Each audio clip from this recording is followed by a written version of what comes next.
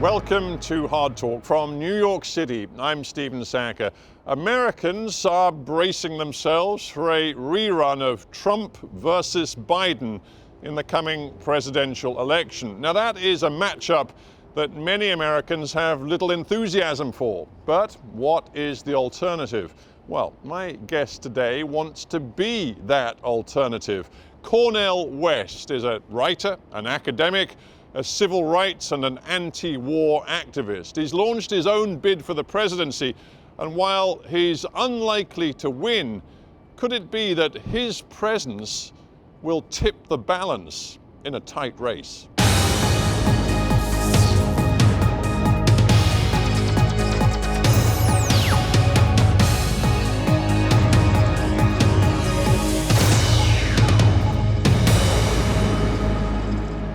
Cornel West, welcome to Hard Talk. Well, thank you so very much, and it's always a blessing to be in conversation with you, my brother. Well, it is great to talk to you. Now, America and the world, they know you as a philosopher, an academic, a writer, a civil rights activist, but right now you are running to be President of the United States of America. Why should Americans take your presidential bid seriously?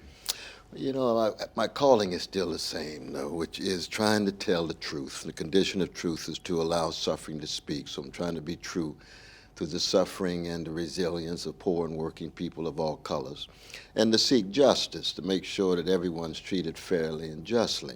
But keep in mind, my brother, that my campaign is just a moment in a movement. It's just a wave in an ocean of a great tradition of a black people who produce love warriors in the face of hatred and freedom fighters in the face of terror. And it's the spillover of that rich tradition into American electoral politics. Electoral politics has been so much legalized bribery and normalized corruption. It's a decadent terrain. Let's just be very honest about it. Colonized by big money, big lobbies, benefactors, donors, and so forth.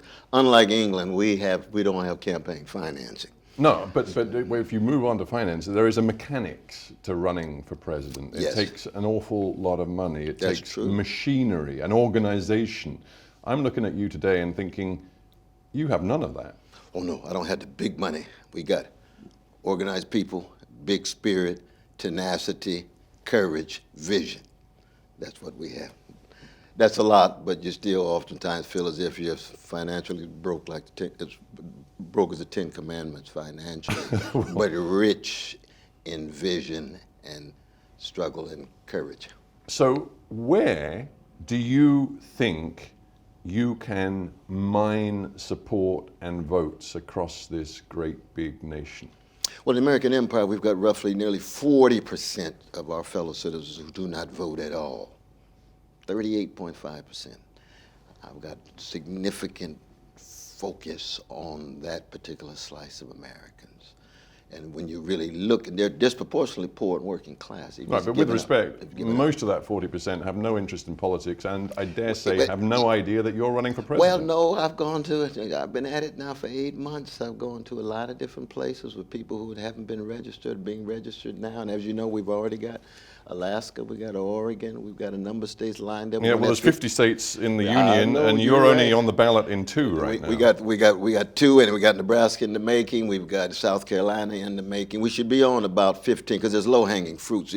Part of the process is you can't even begin to collect your signatures until February, March, and April. So we should be on the ballot in about 30 by the summer, and maybe 40-some by the end of the summer. So we're on the move. We're going to surprise a lot of people, my brother. I mean, the received wisdom about US politics is that first and foremost, elections are fought and won on the economy, on the so-called pocketbook issues. But I've been looking at your pronouncements in recent weeks on the campaign trail, if I can put it that way, and much of your focus is actually on international affairs, particularly right now, a focus on your deep disquiet over what the US government is doing in terms of supporting Israel and its military campaign in Gaza. Do you honestly think that is an issue upon which Americans are going to decide their vote?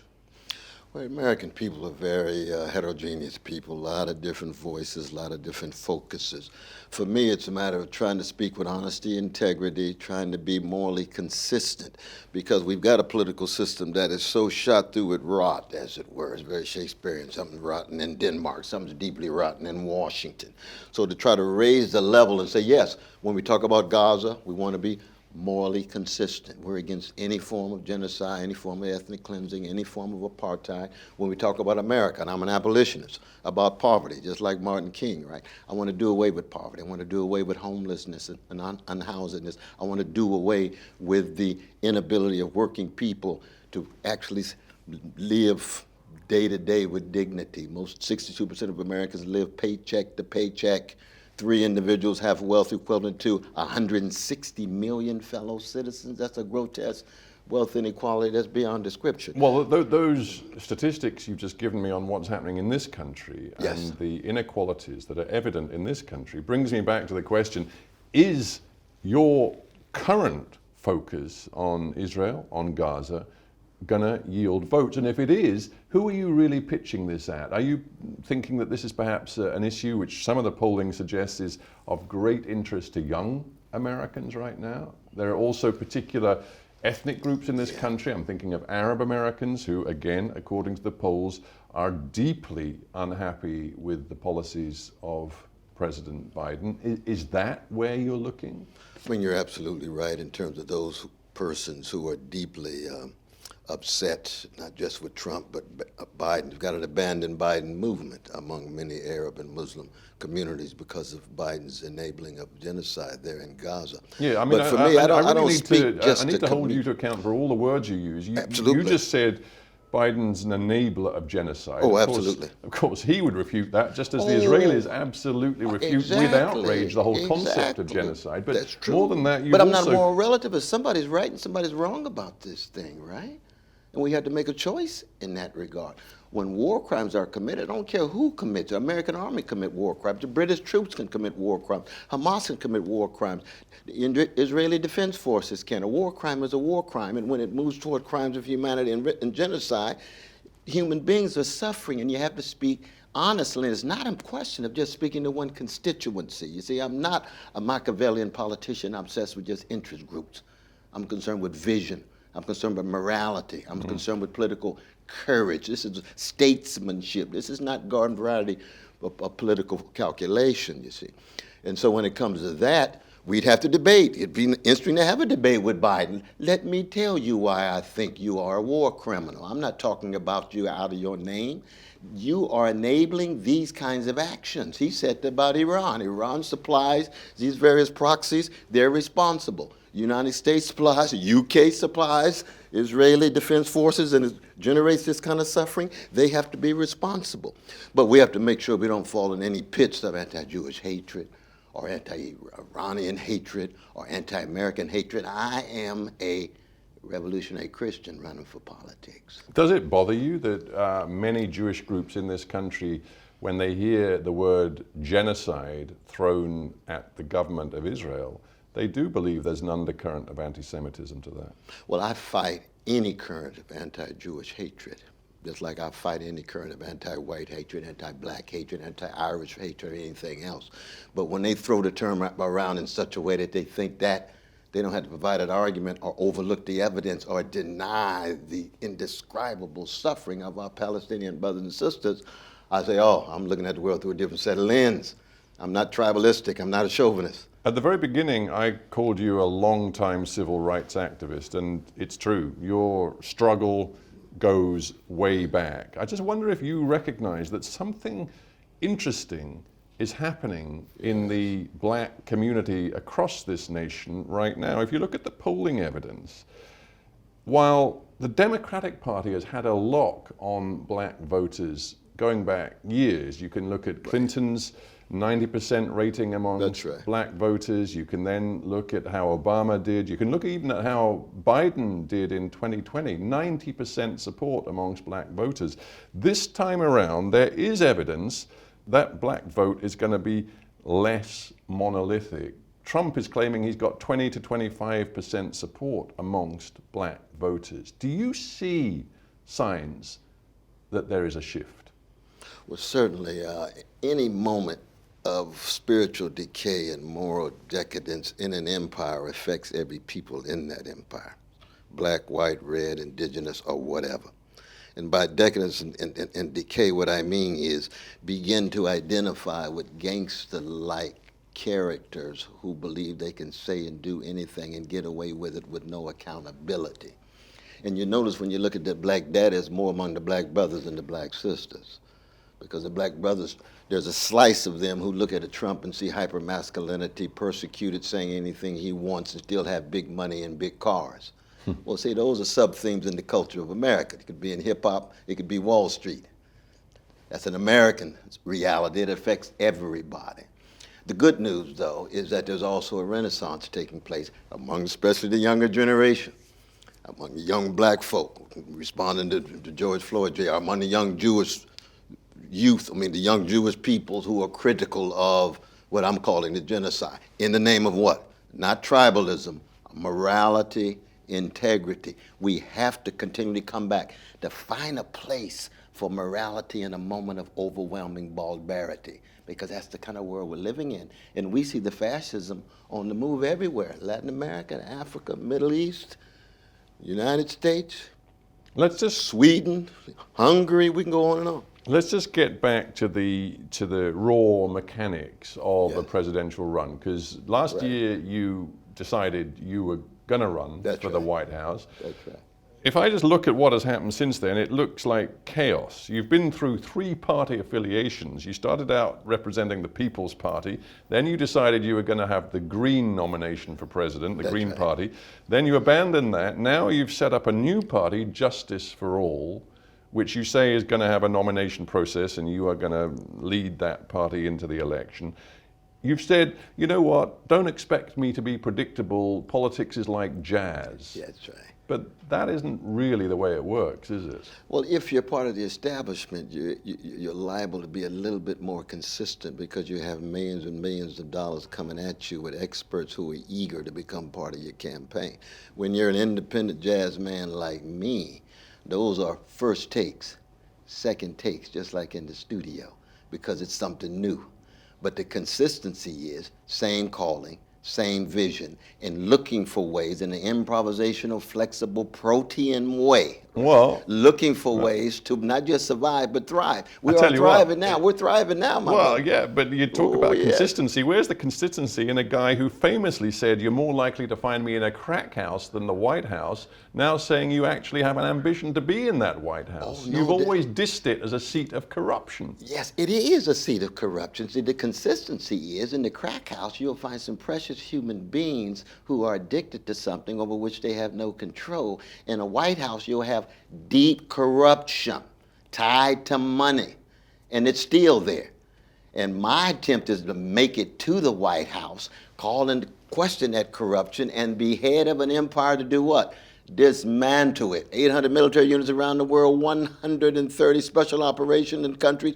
America doesn't need to be an empire. We need to be a nation among nations, dignified nation among nations. So you're right. That's the consistency for me. But let's get real, Professor West. Yes, no, but I'm real. I'm real now. Okay, if you're going to be real with me, would you admit that whatever your ambitions, the likelihood is that the race for the White House is going to be Trump versus Biden? Third-party candidates such as yourself are not going to get beyond the single digits in terms of how you perform. So the reality is that the impact you may have on the race will not be to be a potential winner of that race, but you could be a determinant between Trump and Biden because of the votes you take away from one of those two. You're, if I may say so, as a leftist, much more likely to take votes from Biden. The pollster John Zogby says every vote West gets is a threat to Joe Biden.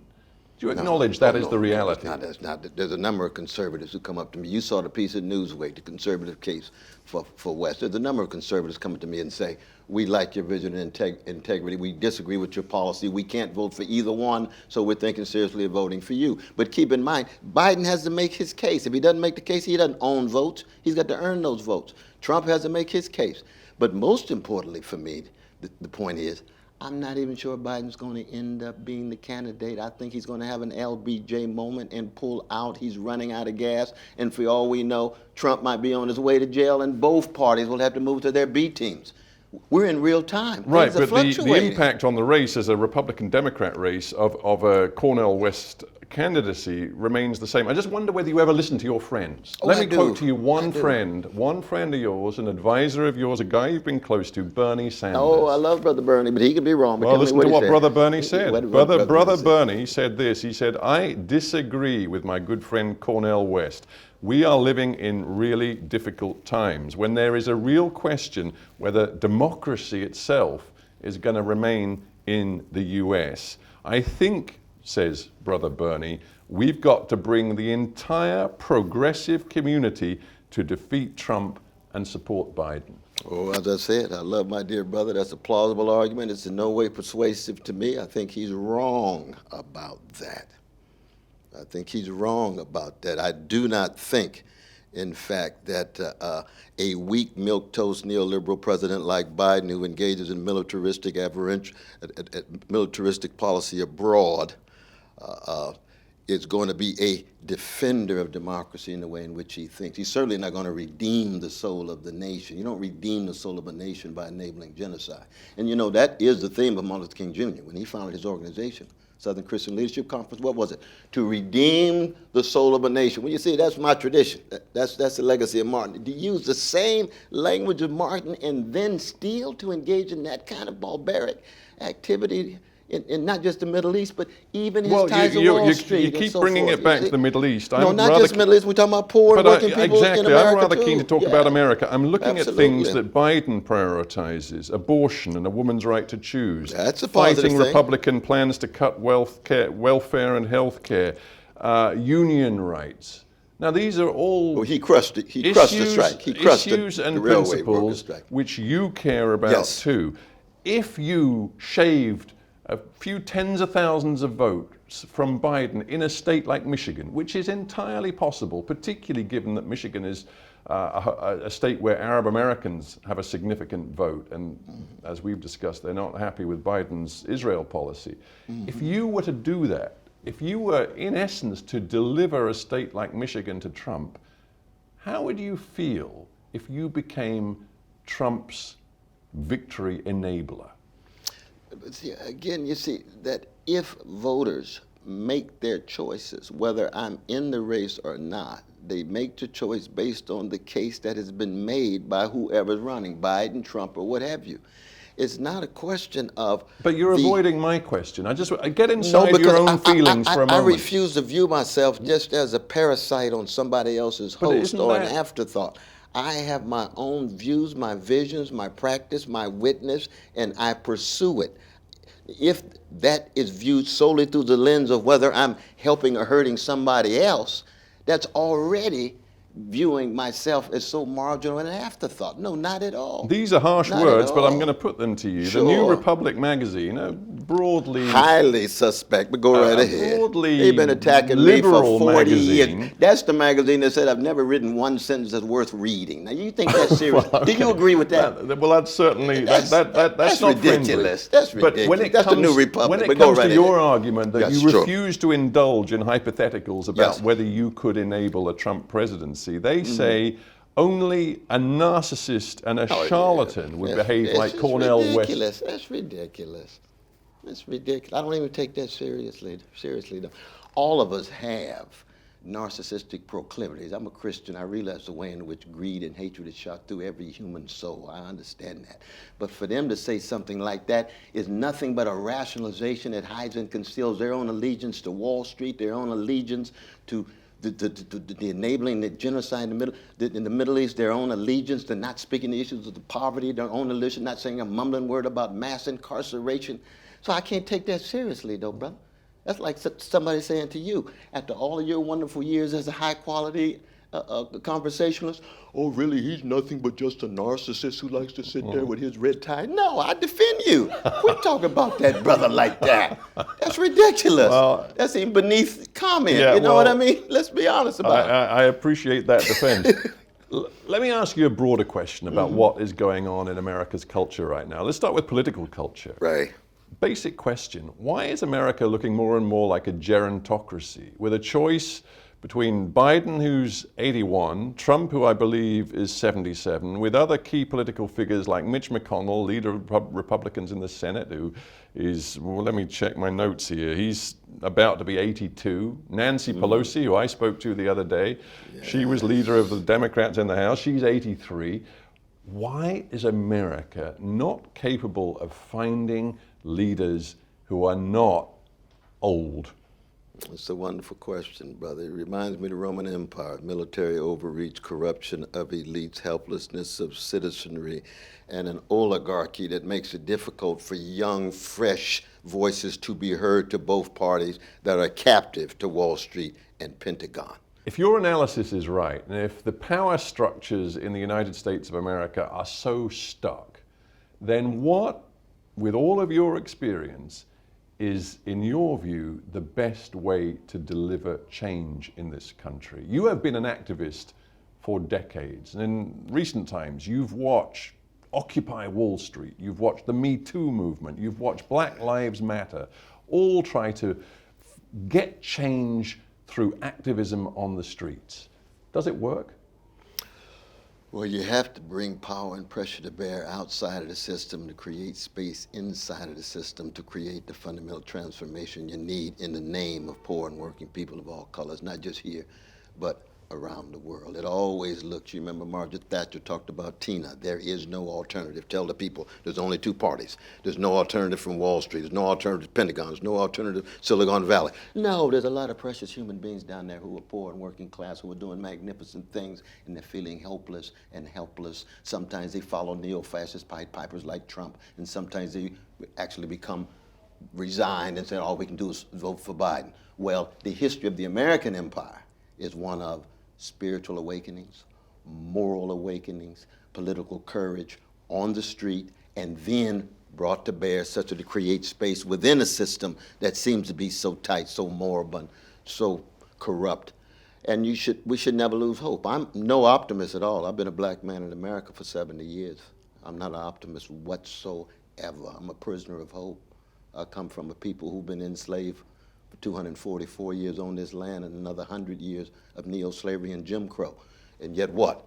Here comes a style, a smile, here comes tremendous energy and telling the truth and seeking justice, and then letting the bodies be the color.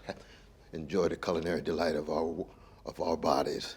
Yeah, And see, well, we keep the tradition going. That's all extraordinary rhetoric, but I'm not sure I'm any clearer about whether you believe that ultimately America will change in a way you want it to change through street activism, through civil disobedience, or will it change because there are some politicians who will achieve power who are genuine in their desire for real radical reform in this country? Oh, it's always both, my brother.